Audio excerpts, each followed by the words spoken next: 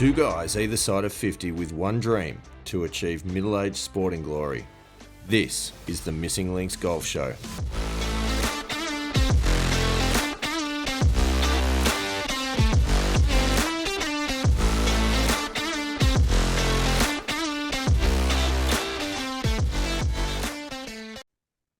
Oh yes, Andy Walker, this is the Missing Links Golf Show, and it is my strong desire that we would have a story to tell the pilgrims that we are actually getting closer to achieving that dream of middle-aged sporting glory. How's it going for you, Andy Walker? Yeah, look, it's had its ups and downs, I must admit. I feel like it's closely resembling life itself, which, the old Bobby Jones quote, I think comes to mind. So, yes, seems to be very much aligning with that perspective at the moment. Right, I see. You've got a few bad breaks from good shots. Have you had any good breaks from bad shots lately? I Yeah, I feel don't like know you about really that. have. Yeah. Oh, oh Got a, well. got a, got a few bad breaks. I don't know if they're from good shots, but certainly I feel like I've had my fair share of bad breaks over the Mm. past sort of 8, 9 months. But anyway, we'll keep putting one foot in front of the other and moving We forward. will. Now is not the time for misery and kind of starting to feel like you're the victim. Now's the time to No, man up and look forwards, Andy Walker. is it just manning up, or do we woman up as well? Person up. That's fine. Don't mind. I mean, in today's environment of equality, Mm. Not sure that that's a topic we need to go too far down the path of right at the moment. may- maybe we need to hue person up. Let's just focusing on the future part of it rather All right, than let's the do that. gender related aspects, because there is quite a bit to get through, Andy Walker. There is. Quite a bit indeed. My goodness, where do we even begin? So, look, I think first things first, uh, acknowledgement, or just kind of putting it out there that the YouTube channel. Okay, we're very proud of we're not very proud of our YouTube channel. We'd like to be proud of our YouTube channel. So, confession time. We've only uploaded videos up to episode 59 at the moment. Okay. So I've got a little bit of Oh, work to do in backlog, but there's a bit out there. There's more to come. what are we? 77, aren't we? This is 77, yeah. So I think it might be, yeah. okay. So we've only got 20 odd to or 18 to upload. Yeah, yeah. And when you say we, I don't really recall, You haven't done a lot doing of it. too much contributing No, to that part. no, But anyway, no. But this much I want to say, pilgrims, get on there, have a look. At the moment, it is wholly and solely our podcast episodes, but get on there, click the subscribe button, because we'd like to get a few subscribers on there. And what we would also like to do, news to Andy Walker, is to start to actually post some other content in that area that's not wholly and solely the video versions of the episodes, which is still incredibly fascinating. yeah. Well, I mean, But, I actually have been watching some YouTube shorts, which mm. I've actually become a bit of a fan of. So maybe we could do some YouTube shorts. What do you reckon? Do we have to wear shorts to do that? Uh, Look, I think pants are compulsory. Um, I mean, look, at the end of the day, um, You don't have to. It just depends yeah, which what box you what tick on the content what we're rating. doing at the moment, I guess, sort of like a newsreader would, in that, no one can tell if we're wearing pants or not. Is this But confession time for you, Andy Walker? no, Is that, no, is I, that what I, you're I waiting for? am, yeah. But I technically don't know if you are. I might keep the mystery on that one just for now. But Who, no, who, I who would have do. thought we'd be talking about pants? I mean, At least it's not Evil Knievel. yes. So, anyway, get on the YouTube channel. It's the Missing Links Golf Show. It's on YouTube. Check it out. Click the subscribe button. that would be amazing. So then you will get notified if and when we ever actually do post any other content, which we will aim to, because there's a few things we're going to talk about tonight, Andy Walker, which it is my desire to actually film a little bit of content and share that with the Pilgrims Nice. in the coming weeks. So there's that. So that's a little bit of we do actually share a little bit of footage between You us do? in just in our little chat group. So maybe we need to, Yep. rather than just share it with ourselves, we should throw it on YouTube as YouTube Shorts. We will do that. Yeah, I've also I shared a little clip of some high performance center work on the Instagram channel actually Yeah, right. during Okay. the week, and that How'd that go? went pretty well. I got a few acknowledgements from around the world from various people. Nice. Maybe pilgrims, maybe not pilgrims. I don't really know. So that was good. So yeah, aiming to do a little bit more. I'd like to tell a little bit more of the story visually of some of the development plans that we're working on and some of the things that we're trying to do to improve our golf, which is very much a theme for tonight's show. But before we get to that, a couple of voices of the Pilgrims. Andy Excellent. Walker for you. I know you love it. And the first one is actually, I don't know if I'd call this a voice of the Pilgrims or if I would call this a new segment, which we might call the silence of the Pilgrims. Right. Okay. And what that's about is that you might recall in the last episode, Andy Walker, where we had a thrilling conversation about the Sydney Cricket Ground versus the Melbourne Cricket Ground as the home for Australian rules football. Yes. Where we are aware that we have quite a few Pilgrims that are south of the border down in Melbourne playing some of the fantastic sandbelt courses, I assume, as well as maybe some of the Mornington Peninsula courses. And we were expecting to be taken to task by our Victorian Pilgrims about our comments regarding the Sydney Cricket Ground. And this is where I find it interesting, Andy Walker. The silence of the Pilgrims has been nothing. You could hear a pin drop. Right. Okay. Which leads me to draw the conclusion that they all completely agree with our stance. That the Sydney Cricket Ground is, in fact, the number one sporting mecca in Australia. So, and again, I just like to bring your attention to when you're saying we. Again, I'm not sure if I was on that side of the conversation when it came to you saying how great the SCG was and the greatest cricket ground in the universe, but I think you were. Have a listen. Go back. Okay, Go back. Listen to the last episode. I'll have a listen. Yeah. Okay. Check it out. Pretty sure that you certainly weren't disagreeing. I'll tell you that much. So anyway, there was that. But moving on to the actual voice of the Pilgrims, we did have a message come through via the text message function on the last episode, and it was. So does that mean we actually don't know who that's from? Is that the one? We know who it's from. Right. Okay. Long time listener, long time texter, long time commenter, long time critic of Andy Walker's opinion on Tiger Woods. I think you know who I'm talking about. Our very good friend Aris from Georgia. G'day, Aris. And he says, and this is interesting. I do want to get your opinion on this, because as you would recall, quite a discussion in the last episode about comments that you made in episode 75. I think it was now the Masters wrap up. Yeah, the Masters wrap. Yep. About Rory, but more in particular about Tiger Woods in the second half of his career post 2008. And obviously, Aris disagreed with your stance that Tiger went steeply downhill. I didn't say he went steeply downhill. I mean, you're putting words into my mouth, I think. It's what I do for a living. And he obviously disagreed with that and said that Tiger, post 2008, still achieved what would be considered standalone a Hall of Fame career. And I don't disagree with that. But rather than taking his feedback on board, you, as is your wont, decided to double down and continue to disagree and to continue to say that Tiger post 2008 was merely a shadow of his former self.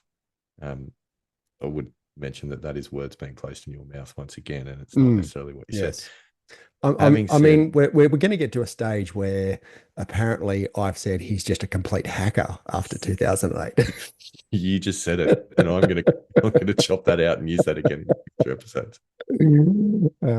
Yeah, that's Could you just not say? not Could you actually just say that again and referencing the name of who you were talking about, rather than just saying he? no, no, I'm not going to walk into that trap, let me tell you. But yeah, I'm not convinced that the accuracy of this conversation so far. But It's proceed. fine. It's fine. Anyway, getting to the point, Aris says via text, he says, I guess Mr. Andy Walker and I have to agree to disagree on Tiger Woods. Thoughts? Oh, look, my perspective is that Tiger's first half of his career was significantly better than his second half of his career, and that's if Aris thinks that's in reverse, that it's either equal or better, then yeah, we will have to agree to disagree. But At which point, this is the bit that I don't understand. hmm, The concept of agree to disagree. Obviously, it's a phrase that's commonly used, but at that point, are you agreeing or are you disagreeing? well, you both, I think. So you're agreeing to disagree. How can you do that? Hmm. You're either Well, you agreeing or you're disagree not. on the point, but you agree that we disagree. Wow, I'm confused. Hmm. I disagree. Anyway, so there we Can go. we maybe agree to disagree on that point No, then? I'm not going to agree to disagree. No, Okay. I'll either agree or I won't. Okay. Anyhow, Aris. So who do you agree with? Do you agree with Aris or do you agree with my good self? Now, this is an interesting question, right? Because I agree with Aris when he says that Tiger Woods still had a remarkable career post Hmm, 2008, I and agree with that.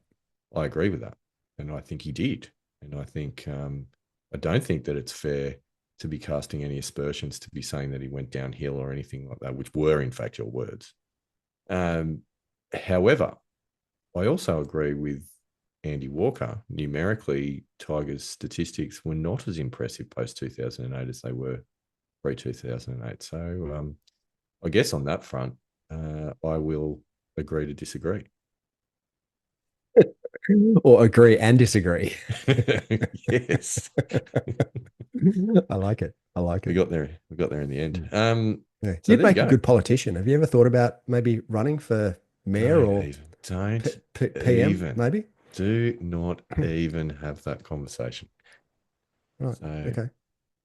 no, I will not be getting into politics anytime soon. Not a Okay. chance. Anytime Unless, soon. Okay. sorry, That's a door. That's a door open. anytime at all, anytime at all. Unless it's golf politics, I don't mind getting into golf politics. So, Okay. yeah, PGA Tour, Live Tour, Scott O'Neill, Jay Monahan, give me a Yep. call. Yep. All Okay. right. Um, so there's that. One other thing I wouldn't mind running by you, Andy Walker. Um, you sent me a message during the week, which Mm. I thought was quite funny. Um, so unlike you, and I'm quite a serious character normally. you are. And I did a little bit of research on it because I had heard of it, as you would have known from my response, which was simply, yep. And the question was, have you ever considered getting a grip fitting? Yes. So, have you ever considered getting a grip fitting? No, actually, I haven't. I mean, Have you ever I heard of a grip fitting? not a grip fitting as such, but I've certainly played around with grips and well the old just putting paper under double-sided Yep. tape and wrapping that around and just seeing what feels good. Done a fair bit of that in my time, but not an official fitting as such. Okay. Um, I have seen different sized grips. Mm, yes, And obviously, the video that you sent me that prompted this had Bryson and Long and John John Daly. Daly Yeah, yeah. talking Well, about. it was an interesting point that he made is that if you've got a gap in between I think it was certainly for a right-handed golfer, your right hand and the grip, the palm of your right hand and the grip. If there's a gap there at any stage throughout your swing, then you're not in control of the golf club as much as you should be. Mm. I was a bit confused about that point, but I'm Yeah, sure it makes sense. that's how I took it, but Mm. I also only watched it once, so I didn't go back and watch it a second time. So I'll have to go back and have a look just to make sure that I was understanding it correctly. Yep. Yep. I was But I thought it not. was a good point, which is why obviously I Well, sent it to you. what was interesting is that both of them talked about the thicker the grip, like the fatter the grip, the Mm. better, Mm. which seems to be a modern type of an approach. Yeah. But anyway, the point that I wanted to make is I did a tiny little bit of research on this to try and understand this a little bit more, and I came across an interesting piece of information, and this is from one of the best golf grip manufacturers, in my opinion, Golf Pride. They Yep. do a lot of really good grips. Now, what they say, and they talk about grip fittings, they do talk about the fact that it's a thing and it's an Mm. important thing.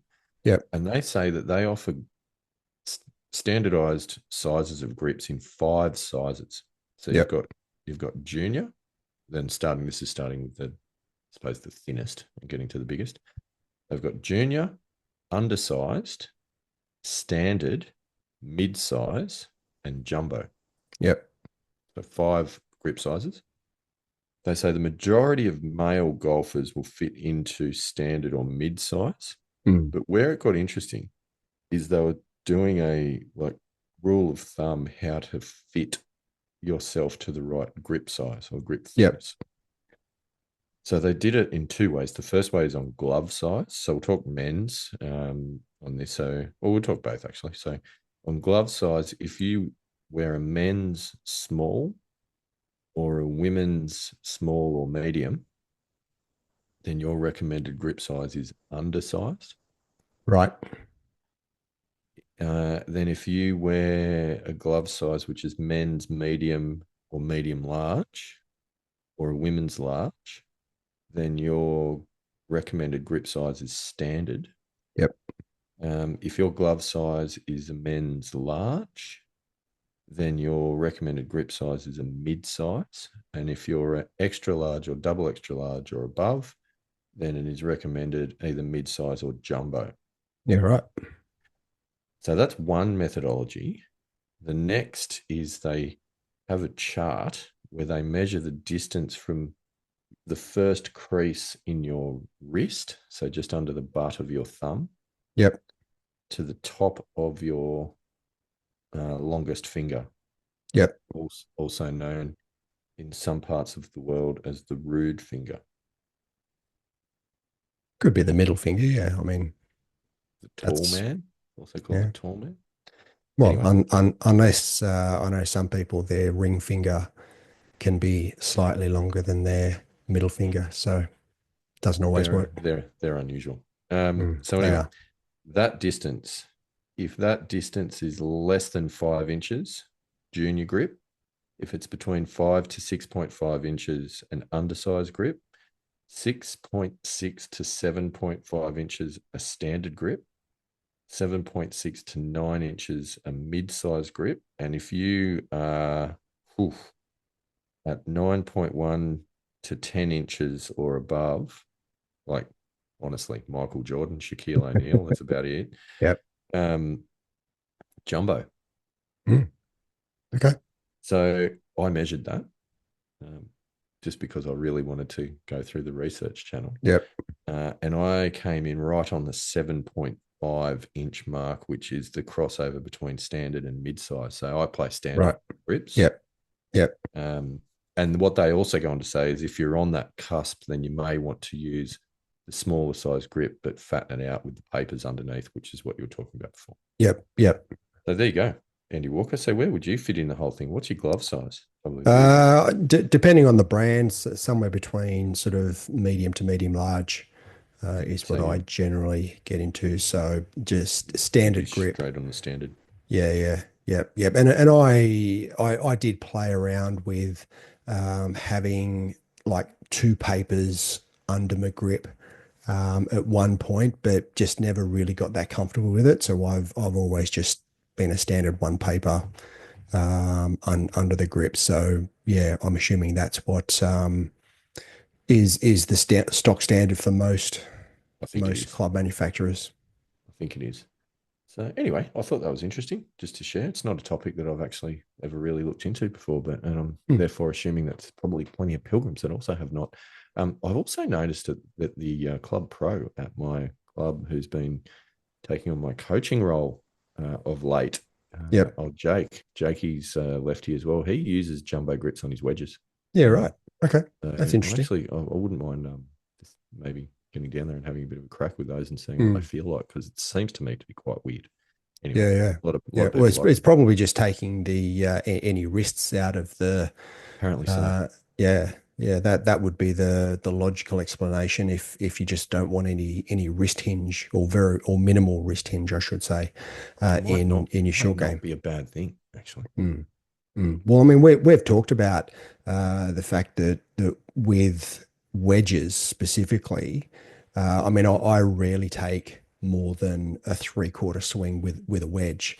Mm, If I need, say, a full 58, I won't. I'll go down and I'll hit a three-quarter 54 rather than a full 58. mm, So again, I'm not having a full wrist cock, a full swing with a 58 anyway. So using a fatter grip, whether it be the jumbo or the size down from that, then yeah, I don't think that would make too much difference to those shots from those approach shots that I'd play. mm. And if it's No, going to it's help super. around the green to make Well, better contact, then I can see that's the the thing. advantage of it. That's the thing. So that's what I want to actually have a little bit of a look at, because it Mm, might, for some of those shorter pitch shots, be actually really useful. mm, Anyway, we'll come back to that topic in future episodes, Pilgrims, because I think there's a lot we don't know. It's only early days of looking into it, but if anyone knows more mm, about it, please reach out, let us know, share your expertise. mm. So fantastic 22.5 minute intro, Andy Walker. Excellent. Excellent. Love it. Could be a new record, but we're here tonight to talk about, well, you could describe this in a few ways. I like to think of it as some top tips to play your best golf, also dressed up as what is our kind of training and development plan look like at the moment, trying to break that down in ways that might help the Pilgrims work on their own games and maybe learn from some of the lessons that we've learned along the way. So, Mm. how do you want to do this, Andy Walker? I've got a few topic areas. I'm sure you do too. Well, I want to come at this from a little bit of a different perspective tonight, given my injuries over the past nine Mm, months. I'd like to have a bit of a conversation about how I've managed the game improvement process whilst being injured. Because I think it's highly dependent on the type of injury that you have, but I certainly still think that there are things that you can be doing while you may not be 100% and you may not be able to get out and play a full round of golf. There are still things you can be doing to be able to maintain a bit of an edge and perhaps even improve a little bit. So that's the perspective, given that's where I currently am. That's the perspective that I'm going to come at it from tonight. I think that's an excellent perspective. And I think that also probably leads me to ask you the question of, do you have an update on the injury? I do. So I've got the scans back. I've got the scan report back. Now I haven't had a chance to speak to my treating doctor. He's away on holidays at the moment. However, I did. I've got a portal that I logged into to get the scans and the scan report, and I'm happy to say that there's nothing major that's wrong. So, and I quote, there is no acute fracture or dislocation. That's good. Uh, they said there's a small amount of fluid in the first CMC joint. Now, the first CMC joint is that joint sort of that first joint at the base of your thumb. As it starts connecting to your palm, so there's a little bit of fluid in that, which potentially could be leading to inflammation, I would say. That's my best guesstimate.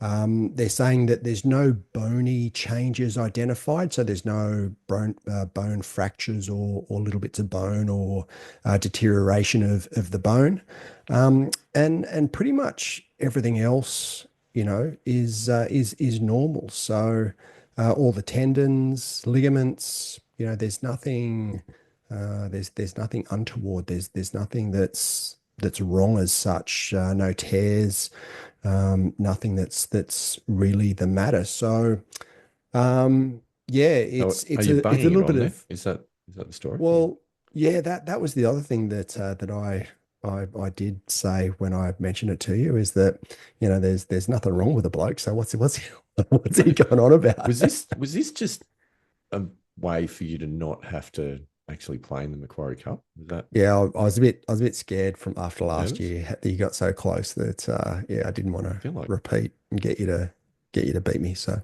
that might have been the case. yeah, yeah, no. You weren't sure So that peeling off a couple of 90s would have been enough to get the job done. been there, done that over the last 12 months, but that's another story. So look, good news, but also that then I guess there's a couple of questions then which I'm gonna, when my doctor gets back, he gets back on the 5th of May. I'll have a chat to him about, and also the physio that I'm seeing, in that, potentially what could it be? Like it's Mm. if there's nothing, if the scans haven't showed anything, then sort of what is it, and why am I getting pain in that part of the joint?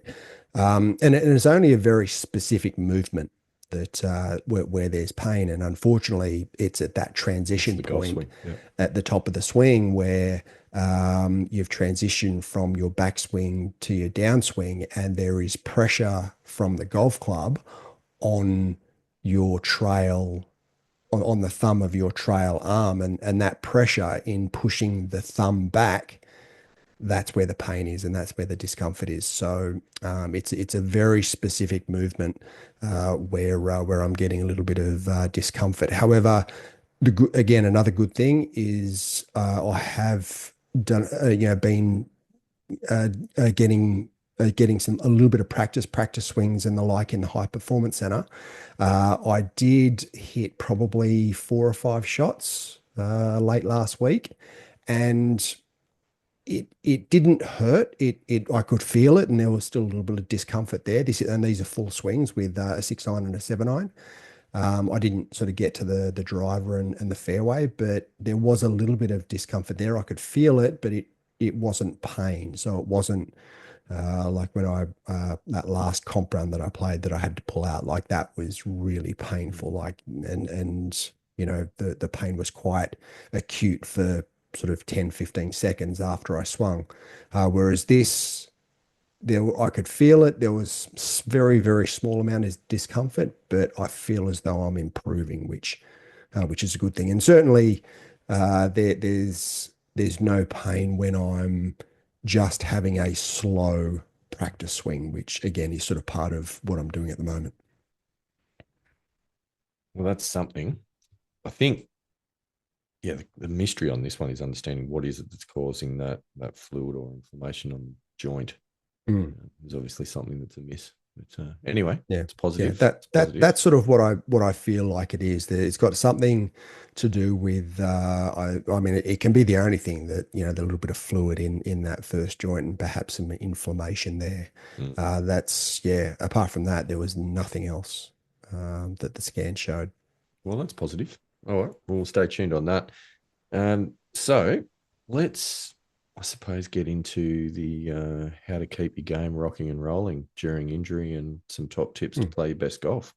Where would you like to start, Andy Walker? Well, I mean, what I was just talking about, one of the main things I've been doing, and this is, I haven't even been going out into the high performance center for this. I've been doing it in the front living room, sort of rumpus room, in that grabbing because I've got the stack stick in my office. That's sort of at the moment permanently living in the office, so I just grabbed that and just making quite slow, focusing on positions, the different positions that I want to be in throughout my swing, and obviously being quite careful that I'm not putting any undue pressure on that thumb joint, but then just working through those positions in my swing, and I sort of feel like even though I haven't been making many full swings, that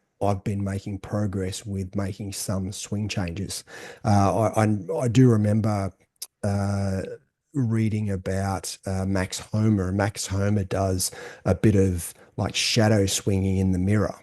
Where he just checks his positions and checks where he is. So it's sort of like that, except I obviously don't have the mirror and it's with the stack that I've been doing it. So I still feel as though I'm making some progress, even though it's not actually on the range or in the high performance center on the simulator making full swings. There's a coach. I would love to be able to remember who it is, but I remember reading a methodology which I thought was really out there. Um, but anyway, this particular coach was talking about one of the first steps that he takes when working with firstly when working with a student that's doing a swing change, but also with Mm, working with a student that's trying to identify flaws in the swing. So mm. kind of both ends of the spectrum. And the first step is to do super slow-mo swings, Yep. like swings of a duration of about 30 seconds, Mm. like Yep. super slow-mo of really, slowly moving through and exaggerating every move. And apparently that was just really um, exposing where the flaws were coming in, but then also it was a really good way of starting to make sure that when you're putting a new move together that you're actually sequencing it in the right way. Yep. So, I mean, I guess from the sound of things, you're almost doing that kind of an activity, Mm, maybe not that slow. Maybe you will try some that slow, but, doing the slow motion stuff, there's definitely a place in that mm, to make sure that you're mm. getting all the moves right. Yeah, well, I unfortunately don't have a mirror still in the new place that we've moved to at the moment. However, in our previous place, we did have a couple of mirrors, which I did after listening to what Max Homer had to say. I did do a little bit of mirror work, which is pretty helpful because it gives you it's not the same as video, but it gives you a similar perspective to video in that you can actually see quite clearly where the positions you're in, and gives you a bit of an understanding of some of the flaws that you've got, and they are quite slow. Like they, I wouldn't say they're 30 seconds, but they're probably 10 to 15 seconds Mm. in the mirror. So I find that technique quite helpful. So I can understand how that would be a technique that would be useful, especially for golfers who don't necessarily understand their swing that well. Swinging without a club in the mirror, just taking their time and just trying to feel where they are, and then I guess sort of look in the mirror just to check. We talked about the whole feel versus real myth a couple of weeks back when we did the golf myths, and I can see the value in that technique. It's something that I think would be quite useful. Good tip. I think that's what that I might give that one a go as well. It's probably one for everyone to write down. Just do some super slow mo work and see what the swing looks like, see what the swing feels like, and maybe trying to get into some different positions. And certainly, it might be a really good one actually to work on with the takeaway, getting that plane right, because that's quite often quite difficult. Yeah, and if you can align yourself up, certainly if you've got a full length mirror, that's obviously ideal. But if you can line yourself up so that you can, and I know that Justin Thomas talks about this, if he can, if he feels that if he can get the club head Mm. outside the line of his hands, that's a really good sort of feel for him to make a good swing. And I know that certainly gets you in a really good position to get up to the top and then slot it on the inside and have that lower plane on your downswing than your backswing. And I know we talk about that a lot. So having a mirror and being able to just see that position in your swing, again, very useful, and I can see that has a lot of advantages. Well, you would have seen a little video that I sent you, a snippet from the High Performance Center this evening, Mm. which was the result of working on exactly that move with Yep. exactly that drill, which I'll Yep. be talking about in a moment. Mm. And it's amazing, good stuff. So what else? about what about yourself? You're just talking about the that drill. So given we're on the topic, tell me about that drill that you've been doing, because I think again that's something that could be incorporated into some some game improvement while you're injured. Oh, absolutely. And I will talk about that. And I think before I go into the detail of that, just to say my kind of development area at the moment, I've split into 5 key elements. One being short game, specifically around tempo. One being striking of irons, which is what we'll talk about with this particular drill. Another being putting, which Mm. is split into 2 parts. Yep. There's the mechanics, so working on some putting drills. But then there's also, as the 4th area, is specifically green reading techniques. Yep. Yep. About. And then the last element is around mind and body work, Mm. which is always a favorite topic of ours. So we might jump into the iron striking, because that's really what this one's about. Mm. And this, so there's two simple things that I'm working on at the moment that I've chosen to go with, and I actually think this is probably a perfect opportunity over the next week or so to film a YouTube short, Andy Walker, and throw that out there for the pilgrims, and stories from the High Performance Center, perhaps. Nice. Yep. So it gets called a number of different things, but the name that I've probably heard more is the L to L drill. So if you imagine the shape of your arms, you're taking your backswing, your arms to parallel, so the club with a bit of wrist hinges just pointing vertical. Yep. Yep. And that's the feel. Mm. And then so it's sort of it's a truncated half swing essentially. So you're getting the backswing to there, and then the through swing is the opposite of that, when your follow through gets your arms to parallel. So Yep. you're not making a full swing. Mm. You're just doing this sort of parallel to parallel. The things to work on with this, and why it's really really useful, it's about developing depth in the swing. So the idea is, on the takeaway, to do exactly what you're talking about, your first checkpoint is making sure that when the club's at parallel pointing back, that club head is slightly outside the hands. Yep. And then when you get into parallel, that you've got full extension on the arm, so that you're actually reaching as far away and getting as much depth in the backswing as you can. And then coming through, so you get the weight transition to the front, try and make sure you're compressing the strike, and then depth and depth is probably the wrong word, but as much length in that in the arms through the follow through space, so that Extension. That would be the word. So that you're not chicken winging it. Yep. So Yep. that's really that drill. It's one that I'm told Tiger did a lot of. Yeah, right. And swore by, or his coach made him do a lot of. I don't think Tiger Yeah. actually enjoyed it that much, but Yeah, I believe there's a fair bit that Bush Harmon used to get Yeah. Tiger to do that he didn't really like that much, but he Yeah. still sort of dug in and did it. He did it. Sean Foley, who was his coach for a while as well, he has done a video on this, which we've talked about in previous episodes, that I come back to from time to time.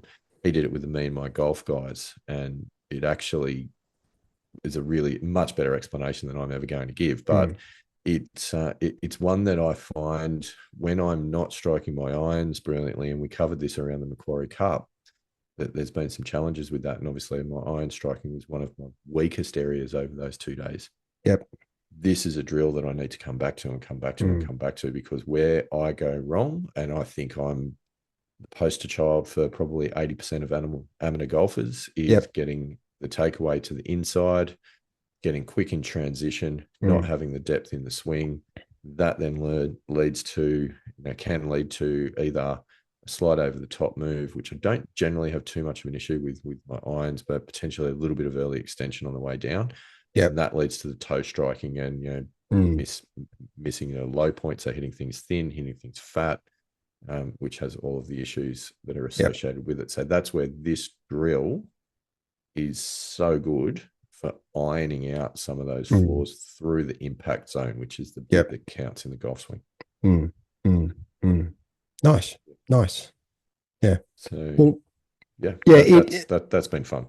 Yeah, look, I've also been doing something, not quite the same, but something similar, or to at least get a similar result, in that from the top of my swing, I've been focused on getting extension out, like away from the target with my hand. So I've got my at the start of the transition, when my hips are in that forward lateral move, having my hands and the grip effectively moving away from the target to again get that extension, get that width, something that Rory McIlroy is exceptionally good at doing, and that's how he generates a lot of his clubhead speed, is just getting that extension and that that width in your swings. So again, it's got a fairly similar effect in that I find that it also gets my club head on a really good plane when I do it, because again, we've talked about my issues with the over the top and early extension, and that is what I find it's assisting that process as well. Yep, that makes a lot of sense. I think the caveat and probably the trap, if you don't do it right, because I'm just visualizing that move, you got to keep wrist hinge and lag on the club, because if you do that move slightly wrong, then you would risk casting at that point and throwing the club head from the top, which is not what you're talking about. But I can imagine that feel, again, that feel versus real, thinking that you're doing that move of getting the extension and more depth in that before the downswing starts, just making sure that you keep that wrist cock. Otherwise, if anything, the wrist cock is increasing. It's not decreasing as you would with a cast. It's actually the wrist cock is increasing during that short period of time in that transition. So you're almost visualizing that the club head stays where it is, but your hands are pushing away. Correct. Yeah. Very similar. Yeah. Interesting. But look, they're really, really good drills. And it's not, and the thing I like about it is not about getting up there and just smacking balls. In fact, it's not. It's is the opposite. You don't actually have a ball in front of you. You're just practicing positions throughout your swing that you want to get into. Yeah. The other thing that I find with this is then when I am using this and hitting balls, because that is also part of it, but is doing it at about probably 70 max 80% of swing speed, not trying to hit the ball hard. It's a little bit reminiscent of what we were talking about in Quarry Cup, of doing that, clubbing up an easy swing. Yep. Kind of, and I think part of that as well is building club face control, as much as anything else, which is really something that I've been trying to work on.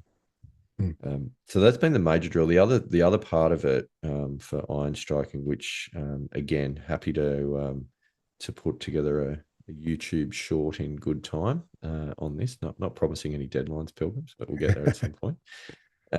Is the understanding where on the club face that you're hitting the ball. So using the good old $7 can of spray on. Oh, the foot spray. For a bit of white powder on the club face, so that you really actually start to understand where you're hitting the ball.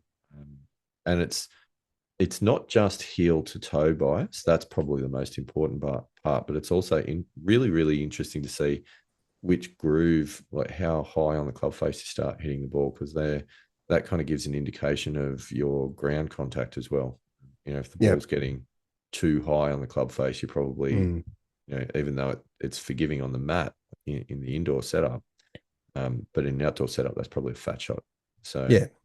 Making sure that you're kind of hitting that at about, what is it, grooves 3 to 5, something like that, I Mm. think is the optimum level. So that's a super good piece of training feedback during a session to get a bit of an understanding on what your what your general miss is, like what the traits of your swing is. Do you hit it toe bias? Do you hit it heel bias? Do you hit it high? Do you hit it low? So Mm. some of those areas are interesting to look at, and you can see where improvement's coming into. So Yep. I think those two drills work hand in hand. Mm. Yep.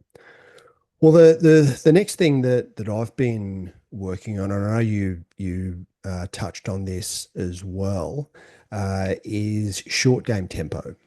And again, not doing anything with the ball in front of me, but specifically using the Tour Tempo app to be able to work on my short game tempo. So then with the tones, it's the 2-to-1 tones rather than the 3-to-1 for a full swing. And again, just and this is in the high performance center, so on my practice mat, and just having the tones of the Tour Tempo app going while I'm practicing my short game, and again working on technique, working on uh, you know certain positions that I want to get into in my pitching and chipping, but then also coming back to the Tour Tempo app and making sure that my tempo is on the ball as well. Yeah, it's a good one. I was having a play with that earlier. I have downloaded and signed up to Tour Tempo. Yep. And it's one of those things, I think we love an app that just does the one thing you want it to, but does it Yep. really well. Yep. Yep. You know? And it does that fantastically well. Yeah, it's really good. It's really simple and it's really useful. So my question for you, Andy Walker, on the short game tones, Yep. what is the ratio that you're using? Is it the 16-8 or what is the one that you're using? No, it's the quickest one. Just let me Yeah, okay. jump into the app and have a look at what it is. No, it's the 14.7 is the one 14-7. that I'm using. Yeah. So I'm not I did try the 16.8, but for me and where I'm having the well historically where I've had the most difficulties with my short game is closer to the green rather than the 60 70 yard shots. So for me the 14.7 having a bit of a quicker tempo, obviously you don't get the chance to take the club back as far as what you otherwise would have. So yeah, for me the 14.7 works really well for what I need it to be. Yeah, yeah. Okay. So I was having a bit of a practice with it in the high performance center this afternoon. And yeah, toying between those two tempos. I think any of the other ones are just getting too slow. Yep. And they might be fine if you're, say 60 meters or so out. What I think they're good at is maybe if you're trying to practice, say, a flop shot, and you Yeah, just need yeah. to, A bit more you just length in need your a swing. little bit of a slower tempo and a little bit more length in the swing. Yeah. Have you used the feature on the Tour Tempo app where you analyze your own video? No, I haven't done that. So thoroughly recommend it. Okay. Because I used it this afternoon Yep. because I was practicing the 16-8 and I was hitting, I don't know because I was hitting into the net, but I was hitting what I would anticipate is about, say, probably 25 to 30 meter pitches, Yep. roughly. So you were hitting a ball while you were doing I it? was hitting a ball. I was Yep. hitting a ball. Yeah. Into the net. Um, and it's great. Was trying to groove in that tempo, and then I thought I'll try without the tones Yep. and do the video analysis. So the way the video analysis works, you can either just import a video that you've taken at another time, Yep. or you can video one in real time, which is what I did. And then it gets you to, and it's super slow mo. So you go frame by frame, and you tap start as your club is starting to move away from the ball. clap. And then there's little buttons on the top of the screen. You tap top when you get to your transition point, and obviously impact when you're hitting the ball. And it then gives you your ratio of what your actual swing was. Yeah, right. Okay. Which is awesome. Yeah. Yep. So doing it without the tones, I'd been practicing on 16.8. Yep. And I videoed 2 different swings then shortly afterwards. One of them was 15.8 and one of them was 17.8. Right. Okay. Well, so the average is 16.8. Yeah, of course. Average of 2. Yeah. But it was actually it was really, really cool feature. I would thoroughly recommend using it. I'll have to have a look at that. Yeah, and just checking out. So part of it, and this is again like the app's really, it's about doing the one thing, which is about sorting out your tempo. Part of it's the practice element, which is using the tones, and then using the video analysis. You can actually then measure yourself when you're not listening to the tones and see if you're actually doing it when you're hitting a ball, and that's cool. Yeah. Yep. See, the other thing, the other thing that you can do with Tour Tempo app, which they talk about, is work on your swing speed. Now, obviously, I've got the stack as well, which I've used, but I've done a little bit of work with the Tour Tempo app, because with a full swing, I generally work off the 21.7 tones, whereas I'd really like to try and get closer to the 18.6, just to see if I can get sort of a slightly quicker tempo. So that's another thing that obviously at the moment with where my injury and thumb is, it's not appropriate. But yeah, that's certainly one thing that I've had in the back of my mind that the Tour Tempo app does, that I think would be beneficial. It would be for sure. Before we get off the short game topic, there's a couple of other elements that I am going to be adding into this training, because I'd see this as just so important. It's the biggest low-hanging fruit for my game at the moment. And it shouldn't be particularly difficult just to get this right, and it could easily drop a few shots. But so there's that element, which is working on the tempo side of it. I would also like to integrate the use of the R10 for some distance calibration. Using those tempos. And we were talking, I can't remember if it was during an episode or off air, but we were talking about the function of one of the launch monitors. I think it might even be the Square. R50. I don't know if the Square does it or is it the random that's pitching. Square. Yep. Okay. Yeah. So that's cool. Obviously, the R10 doesn't do that, but I've come across another method for doing it. Yeah, right. Okay. Andy Walker, and he's rolling 2 dice. Yeah, right. Okay. Okay. So you roll 2 dice and you got 2 numbers, and it might come out as 23, or it might come out as 66, or 11, or anything in between. So actually throwing the dice, that's your number, pitch to that, and just to gamify that process a little bit. Nice. So that's one to report back on, that we'll be working on in future sessions in the High Performance Center. But for anyone that doesn't necessarily then have, if you've got a way of measuring your distances, that's cool. But if you don't have one that's going to spit out random numbers that you need to have as a target, just use a couple of dice. It's a very simple way of doing it. Yes. Yeah, well, unfortunately, if you've got a child, get your kid to sit there and just yell out 2-digit numbers anywhere between 20 and 60. So, is an option. Yeah, unfortunately, at the moment, I don't have access to a working launch monitor, so stay tuned on.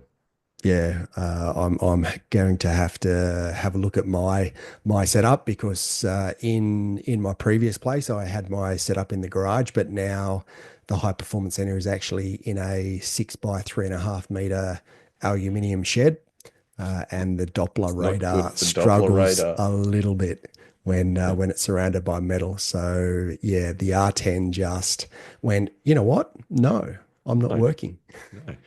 No.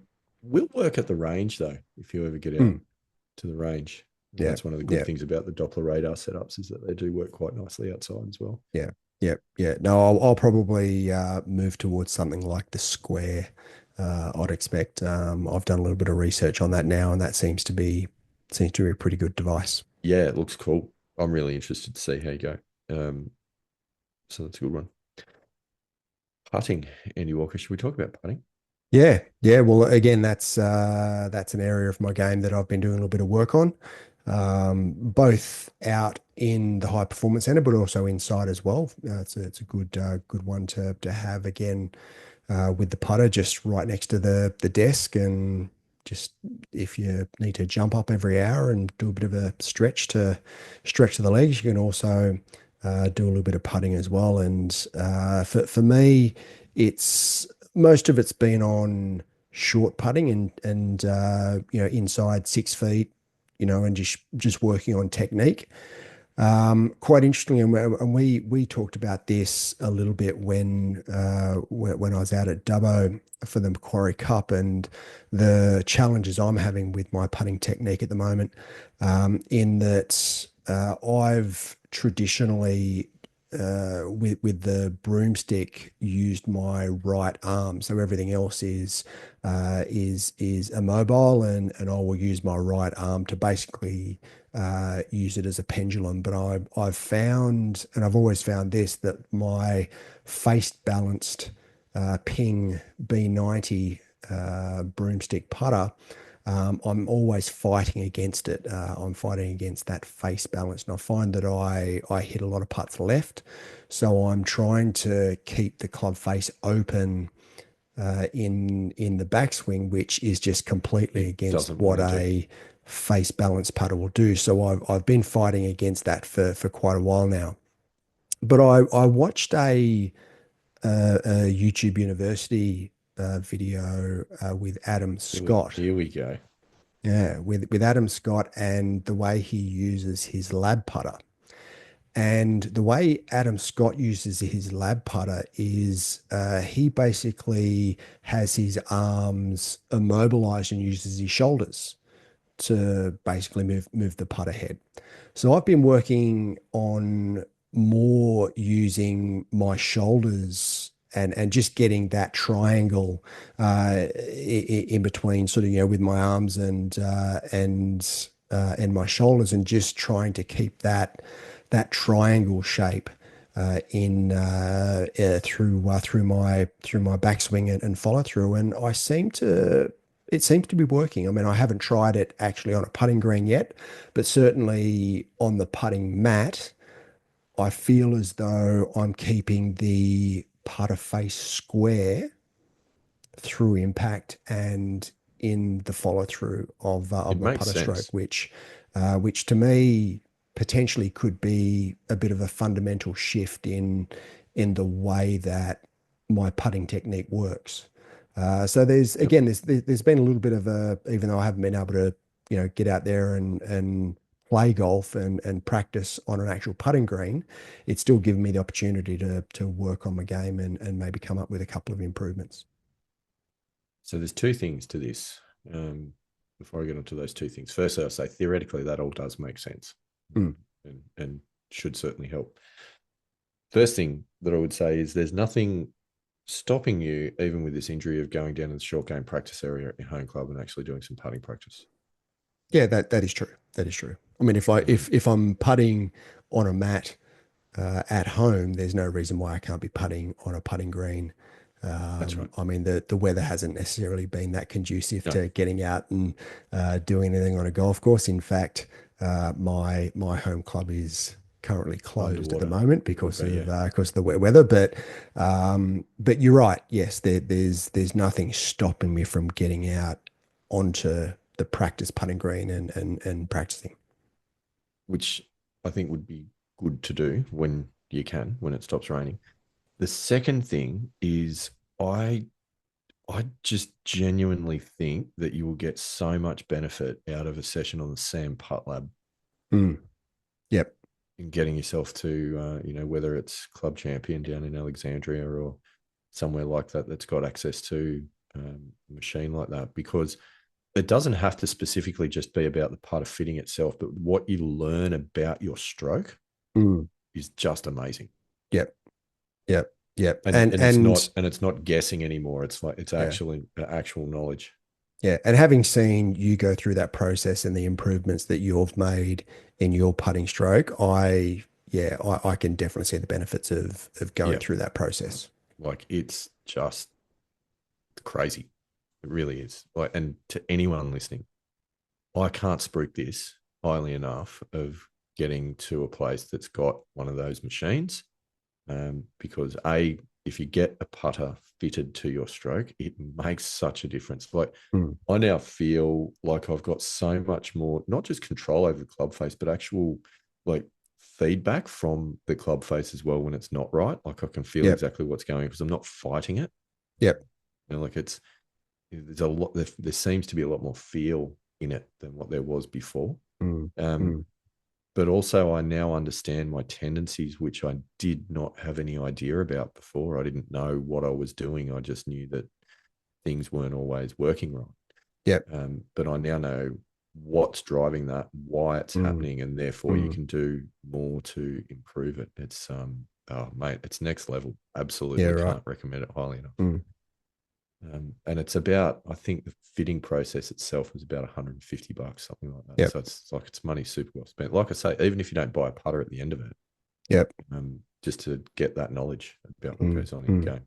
Thoroughly Yeah, and recommend. look, I'd like to get those insights. I think it would be of benefit because at the moment I'm sort of having a bit of a guess as to what I can be doing to be able to, and I'm bending my technique to the putter. Yeah, I have to admit that as yeah, well.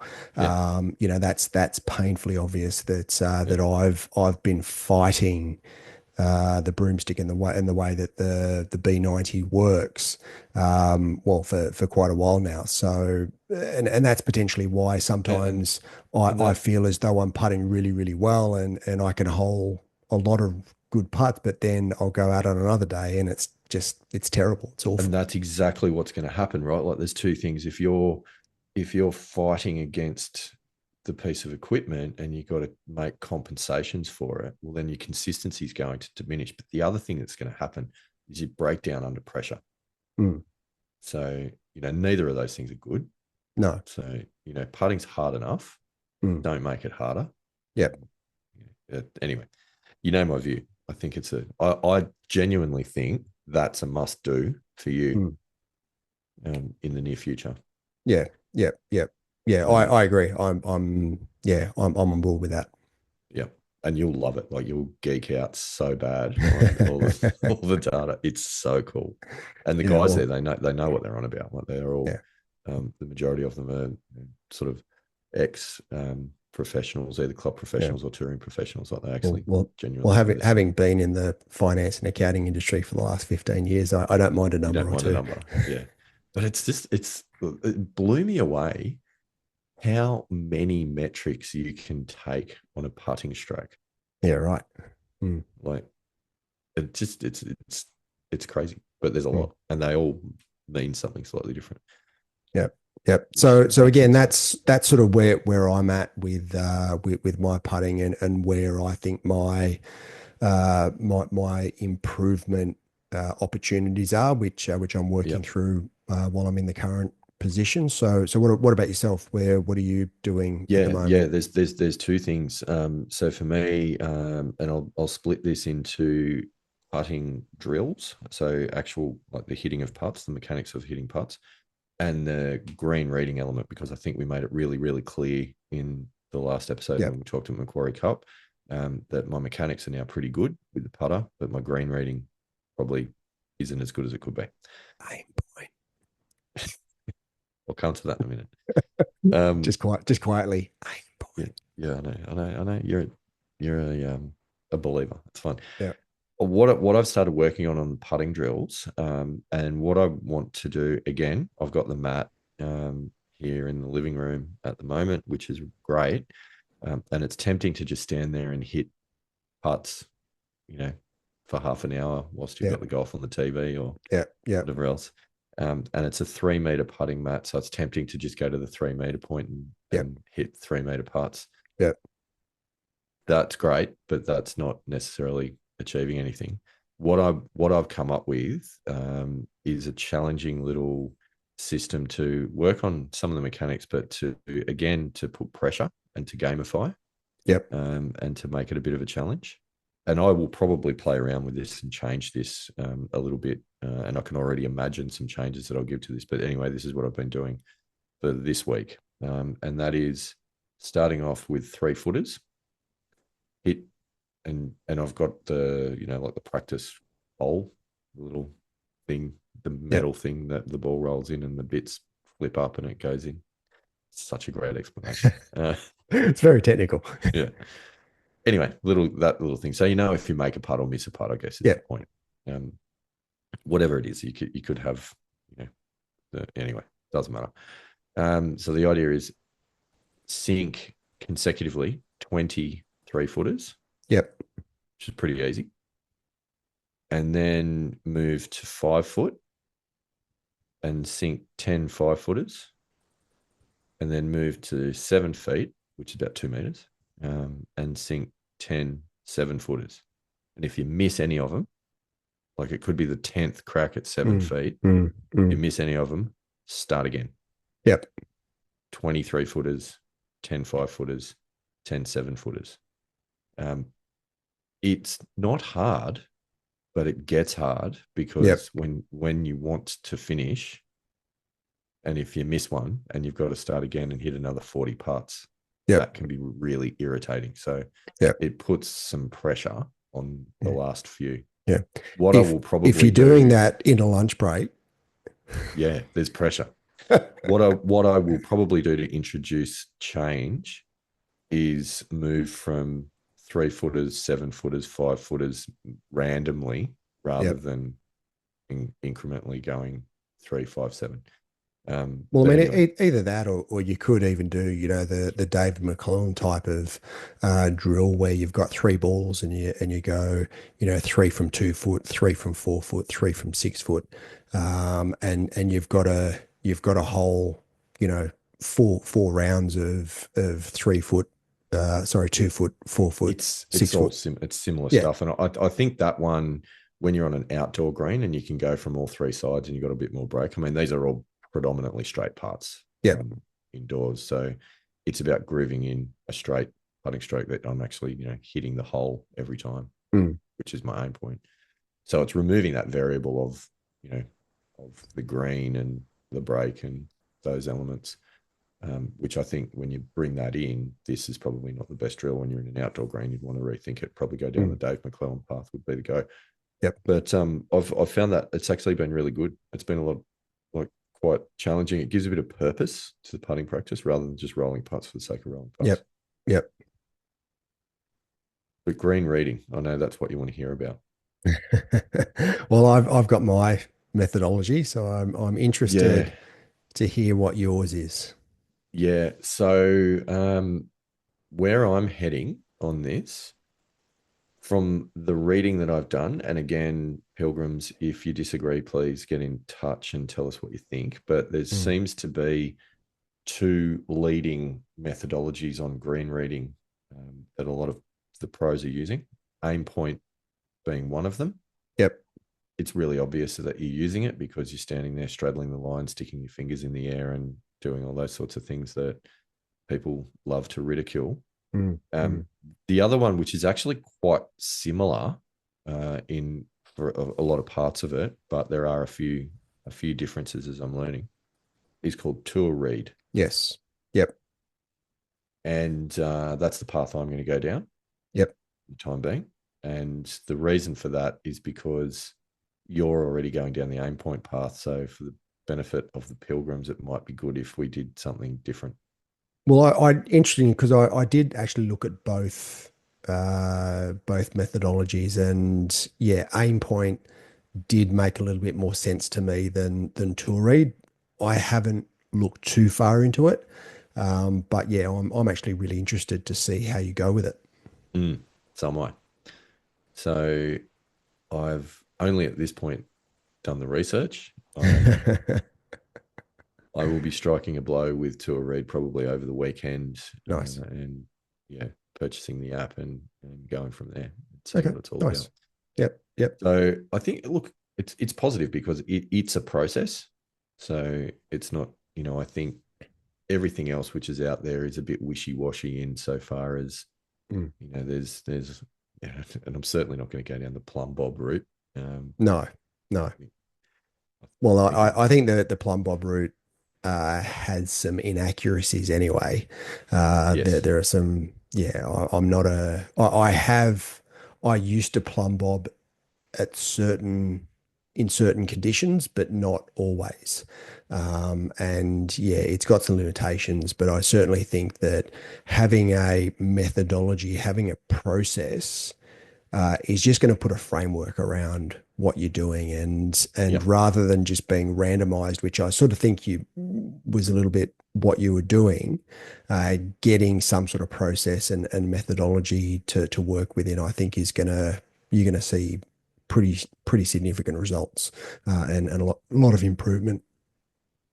yeah. I mean, I benefited enormously from your aim point expertise during the Macquarie Cup, and that actually was a bit of an eye opener because you're right. Like it, if not random, like my green readings generally been, it's going to go a bit left, it's going to go a bit Mm, right. mm.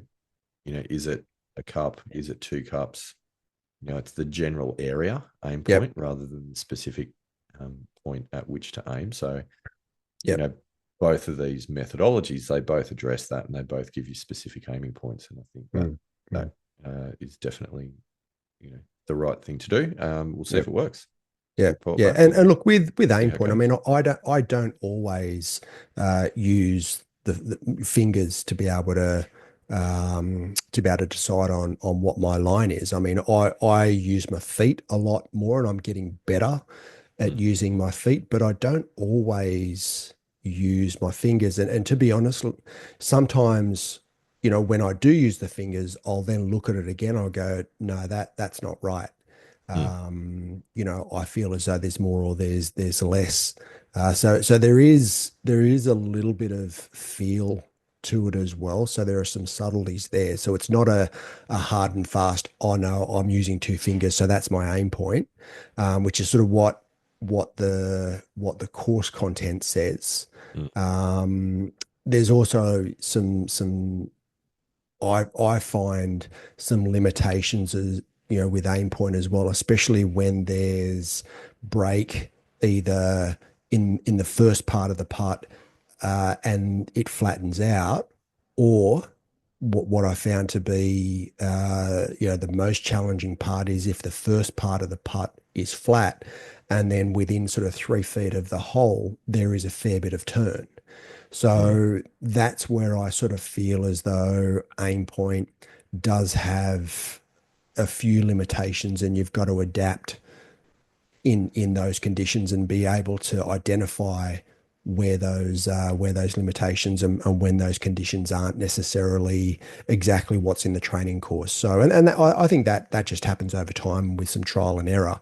But I feel as though I've had enough experience now to be able to understand a lot of the time when that's happening. Yeah, and like anything, I think it improves over time. The more that you do it, the better you get at Mm. it. It's a skill you got to build. Yeah, Just not just innately good at absolutely. it or bad at it, but it's a skill that you can build. So that's exciting, and that's quite a lot really to work on. Um, the last part, the last element that I mentioned, which was mind and body, is really pretty simple. To be perfectly honest, it's remembering the breath work and the connected breathing Yep. exercises and, Yep. and bringing those out. And that's actually, interestingly enough, that's something that we didn't ever talk about during the Macquarie Cup rounds. Mm. Mm. And there were probably some moments to do that, particularly on day Yep. two, late on day two. Um, so that was just a good reminder, reflecting on that that's sort of dropped off the being front of mind a little bit. And then also, from a body perspective, is just that that age old challenge of dropping a couple of kilos and you know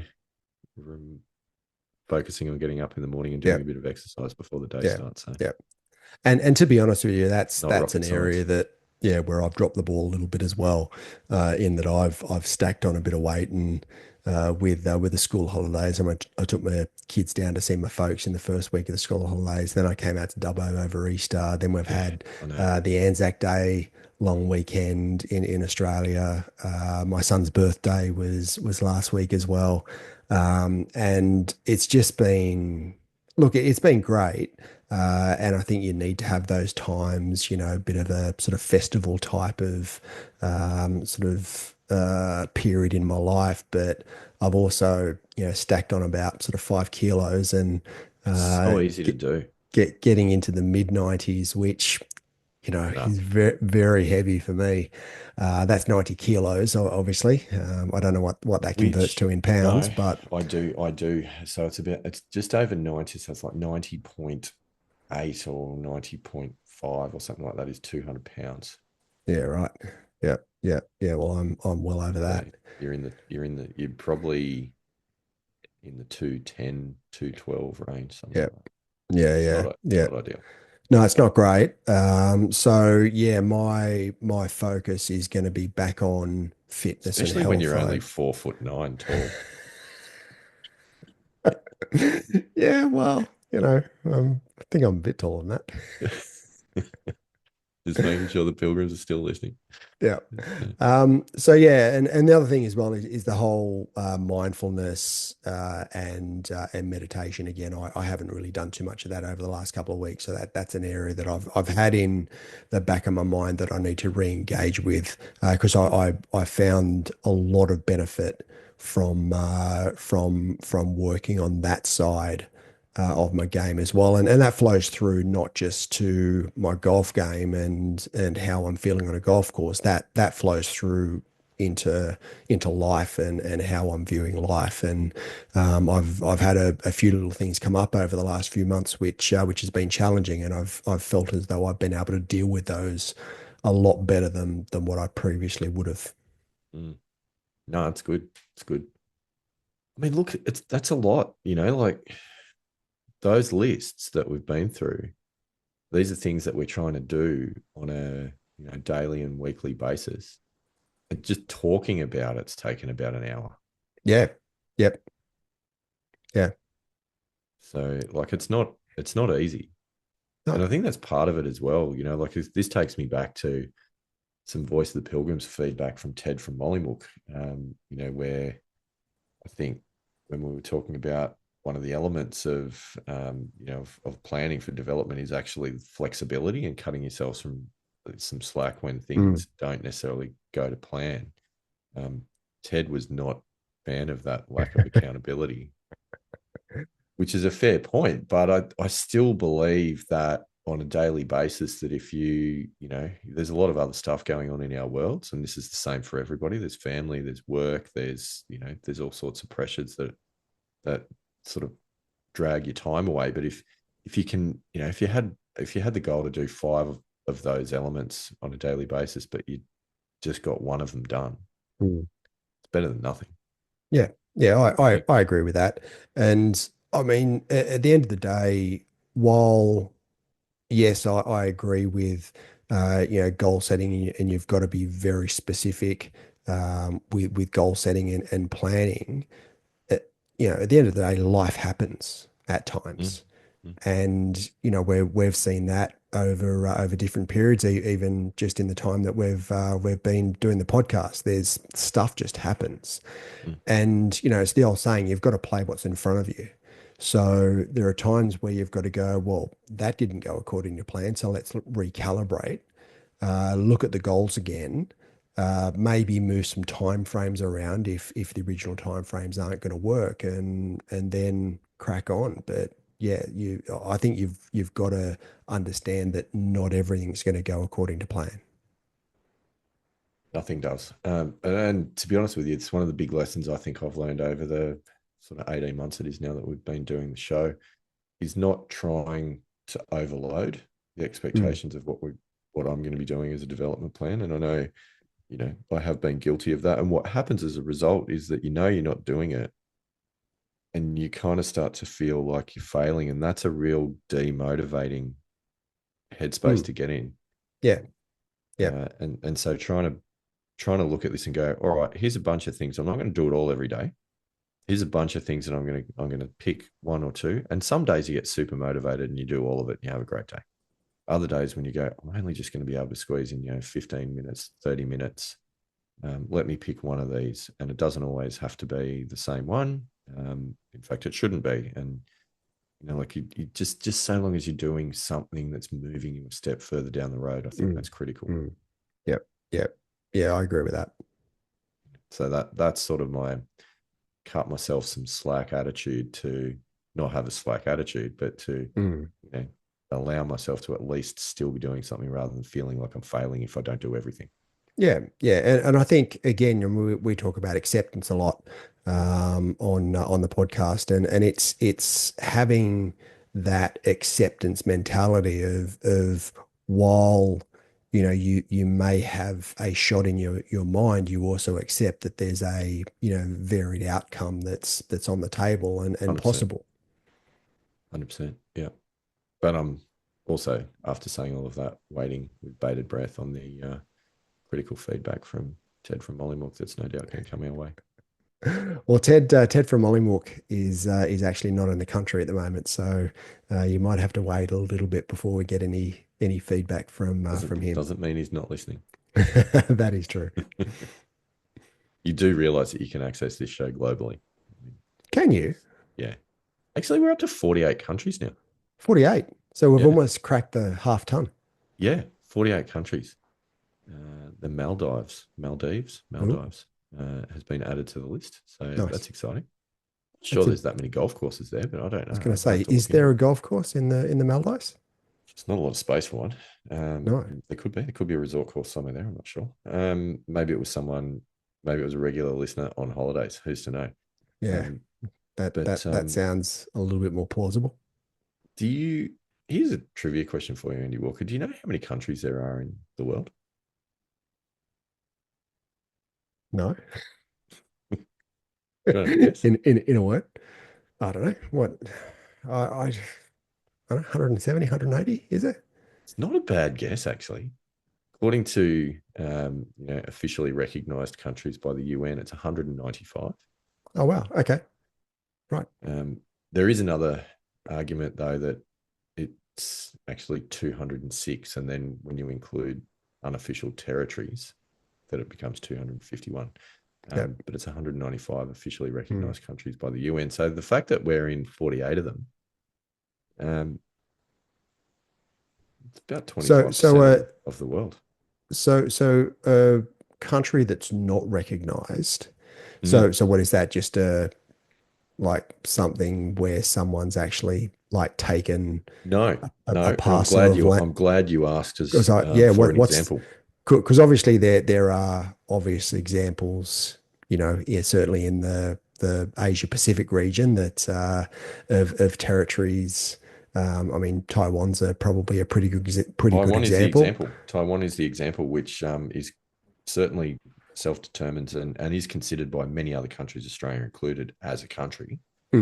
However, not recognised by the UN because China has the right of veto on that. So it's considered a Chinese territory according to the UN. We're getting a little bit down the international politics path here. But then you've also got territories, for example. And if we wanted to pick out a territory that might be say a separate area that's managed by a particular country. So let's look at Macquarie Island, McDonald Island, Heard Island, some of the Antarctic areas that are managed by Australia that would potentially have their own autonomy if there was anyone other than penguins living on them. And have still been slapped with tariffs in and of themselves. I wasn't going to mention that,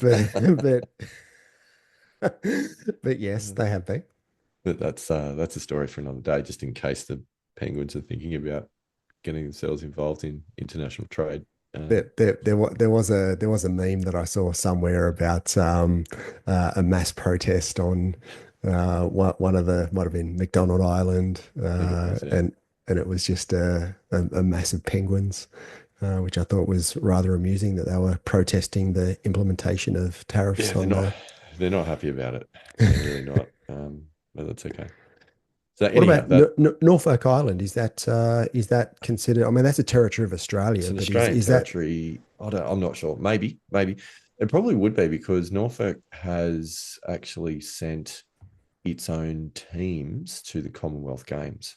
mm, yeah, I know this randomly because my uncle represented Norfolk Island yeah, in right. the Commonwealth Okay. Games in lawn bowls many, Oh, many, many moons ago. mm, Rest his soul, no longer with us. mm, Um, so yeah, Norfolk could be an example. Yeah. Hmm. mm. There you go. Yeah. So 48 countries we're in. 48 out of 195 or 195 206 or officially. Yeah. 205 or however many you'd like to Yep. designate. Yep. Depending on how you look at it. So Mm, anyway, there you go. There's a little bit of random geography trivia for you, Andy Walker. You learned something tonight. mm. As I always do Yeah. each week. Excellent. Likewise. Pilgrims, hopefully you did too. And at an hour and 25, crikey, that got away from us. I think Hopefully there's a lot there, though. I there's a think there's lot there. a lot of information, a lot of good information, and certainly good information where you don't actually need to be either on a range or even Yeah. have a golf ball in front of you to be able Yeah. to still work on your golf improvement journey. I mean, there's a lot of things stuff out there that you can be doing to improve. It could be a topic for a future episode, actually, is the CEO series. Yeah, because we did the episode on being the CEO of your own game. Maybe Mm. we do the one on how to improve your game in the office. Yeah, it's not a bad idea. Not a bad We'll idea. have to think about that. Pilgrims, let Mm. us know. Do you like that idea or not? But anyhow, that is, I think that's it for tonight. A reminder, go check out the YouTube channel, subscribe, do whatever you need to do to YouTube channels to make it work. I don't even know. And we will, I think there's a subscribe button and there's a little bell icon I think where you get notifications notifications as or well. something. Yeah. Yep. Click the bell, and then that way that puts the pressure on for us to upload some more video. Yeah. Yeah. Yep. Yep. Could be the Yeah. go. We need to start doing more than that. A few YouTube shorts. I like the idea I, of that. I do like that too because A, they might be easier to edit and upload, and B, they might carry some additional content that actually Mm, mm. we don't cover in the podcast series. Nice one. All right, Andy Walker. With all that in mind, what else do we need to remember or do? Just one more thing to do. Hmm. Rock out, pilgrims.